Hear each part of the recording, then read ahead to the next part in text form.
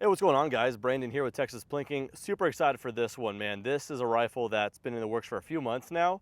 And to be totally honest, this may not be too long of a video because I think this thing is just gonna put down some 300 PRC rounds pretty efficiently. And so what can we do past that? We'll just keep on ringing steel until it gets boring or I run out of ammo. So it'll probably be the latter that happens before. So what I have here, well, I guess I'll go in order. This all started, I didn't know I needed a new precision rifle. I know, crazy. But I actually got reached out to by McMillan, of all people, and I really love McMillan products. They reached out saying, hey, we love the channel, and they want to supply some stock. I'm like, well, that's cool, but I didn't have a build in my mind at that time. But that's all the push I really needed until I started getting an excuse. And it all revolved around a cartridge, and that is the 300 PRC. I heard so much about it, and I really, really wanted to see what it was all about. I stayed away from it for some time because price per round was pretty darn high, and it still is, but that's okay. If it's that efficient and maybe you just shoot less and hit more, then it's all worth it. So anyway, I had the 300 PRC in my mind. I'm like, well, they'll supply a stock, and then they actually helped me get introduced with Defiance, which I actually have a Defiance Ruckus action on a different Alamo Precision Rifle I have, the 338 Lapua, which is a freaking amazing rifle. Each time I bring it out, you guys watch the heck out of those videos, and I think you guys like it. That's a Ruckus action, and so they teamed up with them, and that got supplied my way, thank goodness. And so this build was starting to come together. So I had a action, the Defiance Ruckus, and I had a McMillan A5 stock. And at that point, I asked Timney if I could get a trigger, nice two-stage trigger for a Remington 700 action. And then from then on, I just called my friends at Alamo Precision Rifles saying, here's what we've got, and I need a barrel and some people that know what they're doing to put this thing together.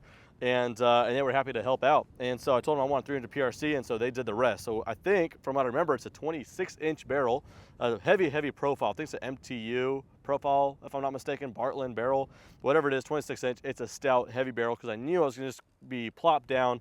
It was going to be a bench rest type of rifle, not something I'd be hunting with. McMillan A5, Defiance Ruckus, Timney trigger, got an Atlas bipod on here. I've had this suppressor for a while, but haven't had a rifle for it, so now we have it. It's a KGM R338.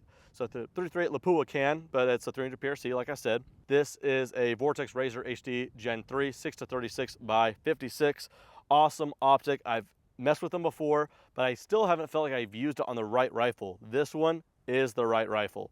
Yeah, awesome zoom range. I won't be going below 6, so it starts at 6 all the way to 36. A very usable 36 because very good glass. Just absolutely love it. I recently made a video comparing the different price ranges and optics, and this was the most expensive one in that comparison, and I do love it. One of my favorite optics out. Vortex 34mm rings, with the front one having this diving board for the Impact 4000 from Vortex as well. It's a on-gun laser rangefinder at its most simple form, but it's also a ballistic calculator. I haven't set it up for that just yet. Just today I started getting velocity data, so I could plug that in when I get home, and we'll be all squared away. No MOA in the mount because the integrated rail's got 20 MOA of cant as well, so ready to go. And it was Alamo Precision Rifle that did this awesome Cerakote as well. So now we get immature and talk about aesthetics.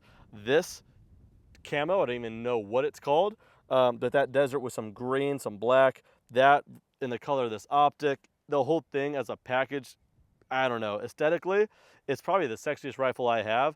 And so far, from the short period of time I'm shooting it, it shoots as good as it looks. So that being said, that's the quick intro on it. You guys wanted a video on it. I know I ran through it pretty quickly. For the rest of the video, I said we just shoot. Horrible conditions though. We've got some strong winds. That's mostly a headwind, but it can pick left to right last minute. So let's see how the 300 PRC is as far as flying efficiently, and we'll see if it can just delete the wind for today. If it does, that'd be pretty cool. So I heard so much about this cartridge.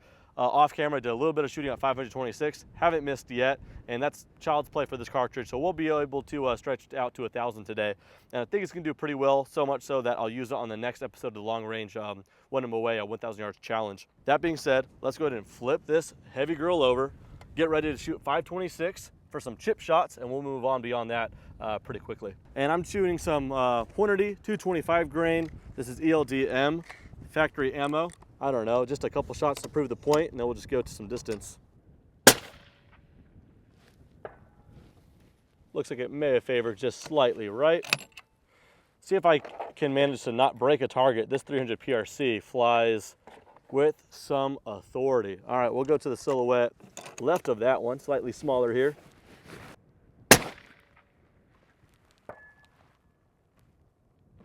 Favoring somewhat low there. We'll go ahead and correct it up before we go smaller. I held the left edge, but that was unnecessary. Let's go dead center on it.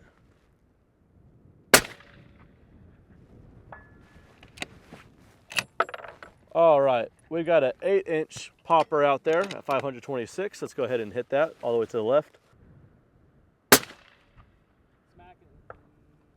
That's surprising that stayed on.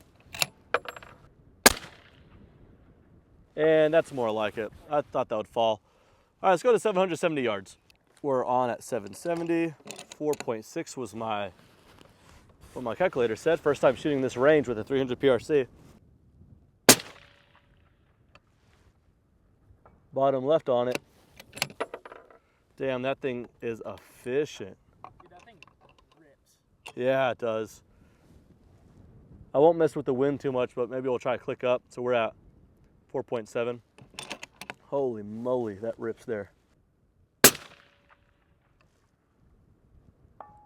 Man.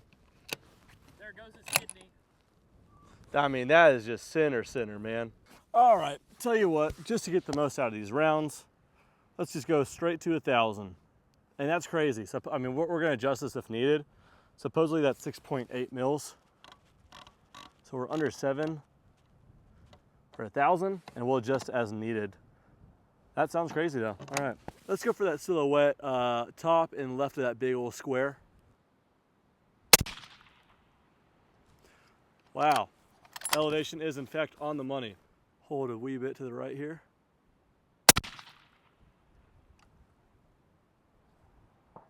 Boom. All right, a little low.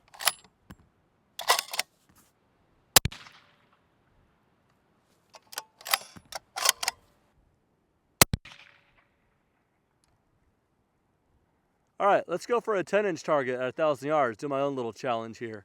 I won't spend too much time doing this because I'll probably end up doing it on the challenge day, but let's go for that white one on the right.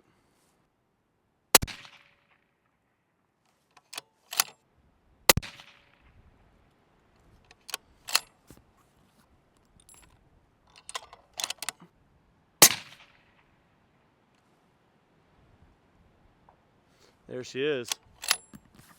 All right, holding quite a bit to the right for wind, as it turns out, with this new angle we chose. I still want to go for a half MOA. Let's go for a that orange 5-inch.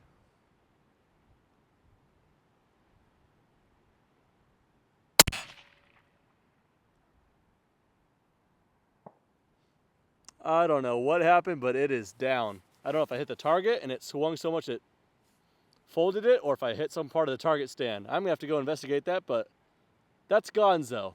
Ouch, the 300 PRC stings. 12 o'clock, very, very strong. It's throwing it left and right, but you know what? All things considered, the 300 PRC. With this build, the Alamo Precision Rifle, man, this thing just came together to be just a total beast. It all started out because McMillan wanted to send a stock. Then the build just started getting built in my head first, and then, I mean, it's rifles like this that makes me go, wow, I didn't consider it, but now that it's all built up, I just might have it be one of my favorites. So this is the first day out with it at range. First time ever was just shooting at 100 yards to zero it. So second day out with it. It's a beast at some distance, even in these terrible conditions. So I can't wait. I'm gonna use this on the next 1 MOA at 1,000 yards challenge, and we'll see how it does. But I have reason to believe now, with a little home field advantage, should do pretty good. I know I closed out the video, so if you're still watching, a little extracurricular for you. Domed the 10-inch on, I forgot what attempt I did.